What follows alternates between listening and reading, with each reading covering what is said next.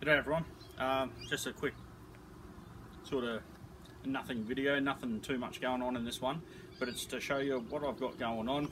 I had a good phone call with Samurai Bird this morning. Had a chat for about 40 minutes, that was awesome mate, thank you. And I told him sort of my ideas about what I want to do, because I'm getting back in the swing of things. I want to get fit and want to get able, get my body moving again. For a while, this is kind of what I've wanted to do. I've wanted to get myself a bit of a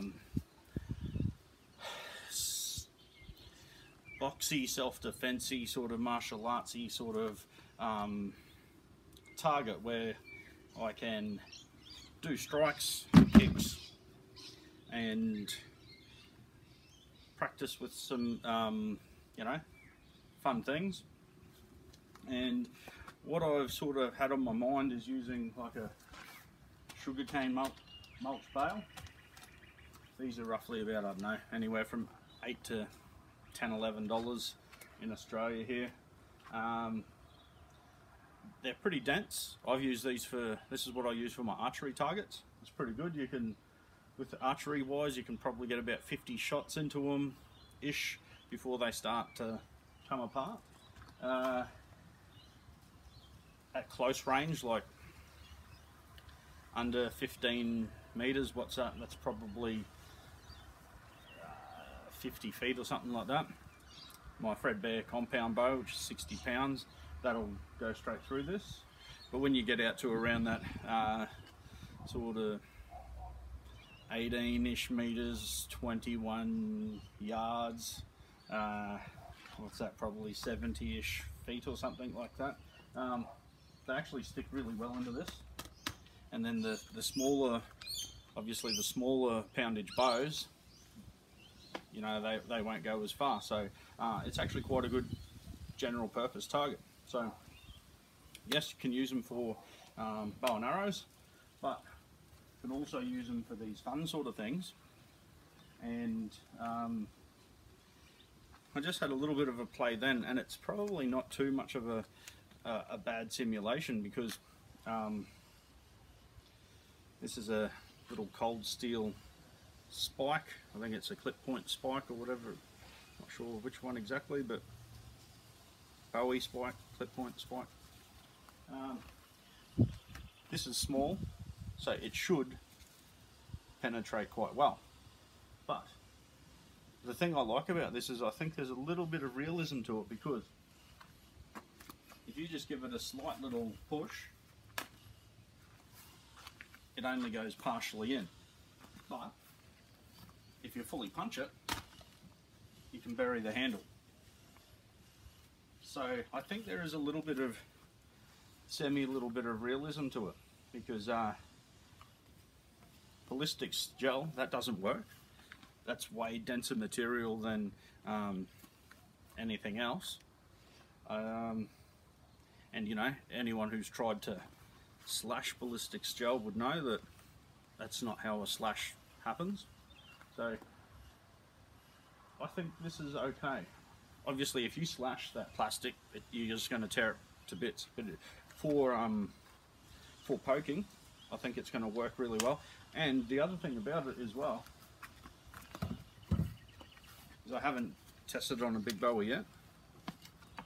This is the Cookery House Power Hammer. You've seen me, this is the one that's given me the most dramas with my chopping through soda bottles goes. So I think this is going to perform how I expect it to on here. So I think this is going to show us the pitfalls of a large blade when it comes to penetrating, even though this has got a fairly good clip point on it.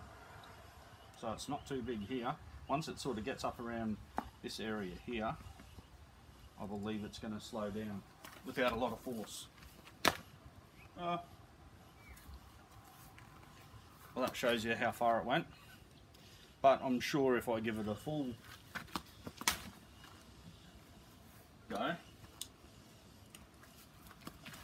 it's still going that far. So I think that's a a reasonable sort of target. Now the other thing I like about it as well is not only can I do that, shoot arrows into it, test little pokey sort of thing, but it reacts quite well to punches. It's going to fall off if I hook it. So you know, it's something that, you know, you can spar into, shadow box into, give light little taps. Then you can also do some little things like that to it, and it'll last a little bit. It'll hold up, but you know, maybe a bit of masking tape and it'll go back together. Maybe wrap some Glad wrap around it. So who knows? You could get a that's cling wrappy sort of sandwich wrap for those guys in the States. But Glad wrap, cling wrap is the brand over here that we all use. So there's ways that we can sort of bodge it back together. And then the bonus of it all is, once we've ruined it too much, it's just mulch that goes on the garden. So I think it's just win-win. So that's one thing that I want to use. The actual box itself is like just a cheap, real crap sort of shipping sort of a crate, and I'm going to use that for my slingshots. I'm just going to put like a curtain roddy sort of thing over the top here, and either heavy material, blankety sort of material, even a towel or something like that. I was going to use a rubber mat, but I honestly don't think I need a rubber mat. I think something like a towel, just something with decent sort of heft and thickness to the material, should sit nice in here as like a little curtain. And when I shoot the slingshot balls into it, I'll just put something, you might not be able to see the bottom there, but I'll just put like a little a lip on the bottom, so hopefully the slingshot balls will hit the towel will go back, give a little bit, and then just drop the balls down onto the ground and catch it. So it's basically a backstop plus a catcher for my slingshot ammo. I'll put the bale of when I'm using my bow and arrow in the yard as well. I'll just have the sugarcane mulch bale inside there, and then that gives me a little bit more of a backboard, so to speak, if I slightly miss or whatever. So yeah, that's what I want to do with that. And then the other thing is, whatever I make my target frame thing out of, I got pool noodles, and I just wanted to shove a stick up the pool noodles, and I want to come up with a way that I can mount it so I can have these on different angles, so when I'm doing my little spars and things like that, I can have them in different angles, like a robot arm that I can sort of parry, do the old John Wayne sort of block, overhand right, things like that, you know. And then, you know, you can cut through that, and you're going to have like a little bit of bone resistance inside here, so it'll give you some idea of, not perfect obviously, but it's good for a reasonable man's arm, maybe a junkie's arm, but you know, it'll be something to, you can give a bit of a slash, and it will give you some sort of an idea of you know, knife defense. So you can just go through the motions, block and cut and things like that, and you'll know whether your edge geometry is right or not, because it'll either be a deep slash, partial slash, and then if you're slashing the stick, well, you're doing quite well. And then on top of that is down below, I don't know how far you're going to be able to see here, but I'd like a stump in the ground, a tree branch or something that's probably going to be my height, my chest height, so roughly about 5 foot or something like that. Bury it into the ground a good 2 feet. So the top of it I want to be around maybe my hip height, belly button-ish area, but definitely secured in the ground quite well. Bit of padding on there maybe, potentially, and then I can just do like little front jams, you know, little shin kicks, knee kicks, things like that. kicks to the balls, etc., etc. So then you can throw all your combos in together. Obviously I'm trying to make this so it doesn't cost much money either. This is just crap I've got lying around. Obviously I've got to buy the sugarcane mulch, got to buy the pool noodles, but you know, pool noodles fairly cheap. You're just running sticks out of all this crap that I just chopped down the other day. I'm just going to go through and find out ones that fit inside the pool noodles, and I'll keep those sticks aside. And if you've got bamboo and access to whatever, you know, broomstick handle if you wanted to, PVC pipe that fits up the guts there, conduit, that'll all be good. So then that'll give you like or give me a fairly good silhouette-y sort of target that I can punch, kick, slash, stab, shoot, and you know, yeah, it's a reactive sort of a target, you know. So hitting bottles, yeah, that's good, and chopping and slashing is fine, but I want to move into more of skills that are useful. Yeah, we can chop and slash all we want. There's nothing wrong with that. I think it's good for practicing edge alignment, understanding blades and how they cut. But then I want to evolve into something a little bit more, so you know, you can be situational aware. You can this can morph into skills that you can use anywhere, you know. So yeah, that's what I wanted to do.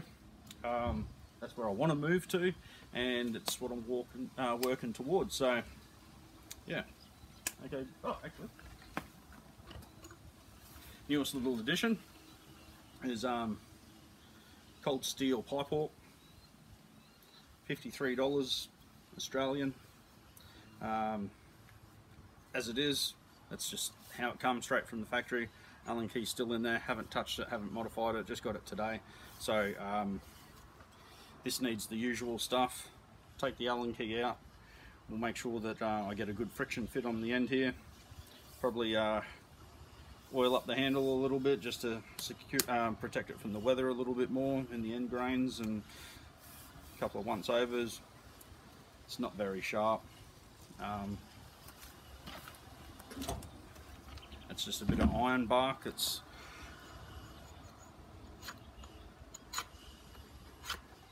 Yeah, it's pretty blunt. There's no way that would cut paper. So yeah, I'll put an edge on here, I'll do all the usual tricks. So yeah, my collection's growing all the time. Actually, that's right. I'll stick a couple of things into this file. What's that one? Is that like the jungly spike thing or something? Not sure, but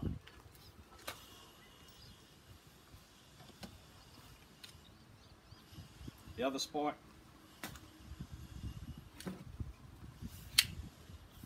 Luzon large,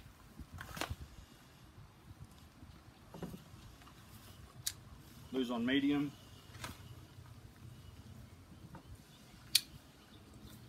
Crawford 1,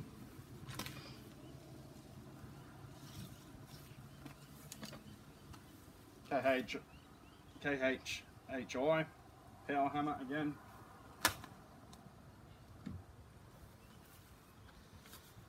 so that wasn't, obviously I put no power into them, that's just a, if you're lucky at the end of your reach sort of a power, and that's sort of what they've done, which I think's a fairly good, that's really where you want to be too. You don't want to be up too close, you want to be at the end of your reach, give yourself a lot of distance between the danger, and be breaking them down slowly but surely before you coup de grace. See you guys.